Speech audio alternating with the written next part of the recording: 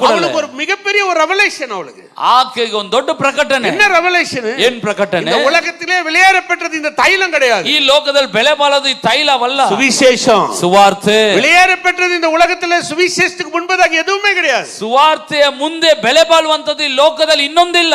ஏன்? ಯಾಕೆ? அது மரித்தவனையும் உயிரோடு எழச் செய்து, ಅದು ಸತ್ತವನನ್ನು ಜೀವಂತವಾಗಿ ಎಬ್ಬಿಸುತ್ತದೆ. ஏன்னா லாசரு உயிரோடு எழுந்து உட்கார்ந்திருந்தார். ಲಾಜರನು ಜೀವಂತವಾಗಿ ಎದ್ದು ಕುಳಿತಿದ್ದಾನೆ. ಕಣ್ಣಾல ಪಾಕರಾ, ಕಣ್ಣಾರೆ ನೋಡ್ತಿದ್ದಾನೆ. இப்போ அவளுக்கு பயங்கர ஆச்சரியம். ಈಗ ಆಕೆಗೆ ಆಶ್ಚರ್ಯ, என்ன செய்யலாம் ಯೇಸು? ಯೇಸುವಿಗೆ ಏನ್ எது ಮಾಡೋದು? பெஸ்டா செய்யலாம்? ಯಾವುದು ಶ್ರೇಷ್ಠವಾಗಿ ಮಾಡೋದು? அவ சுத்தி பாக்குறா, ಸುತ್ತಲೂ ನೋಡ್ತಾಳೆ. இருக்கிறதுல எது பெஸ்ட்? ಇರೋದ್ರಲ್ಲಿ ಶ್ರೇಷ್ಠ அவட்ட ಯಾವುದು? இருக்கிற வெள்ளியா?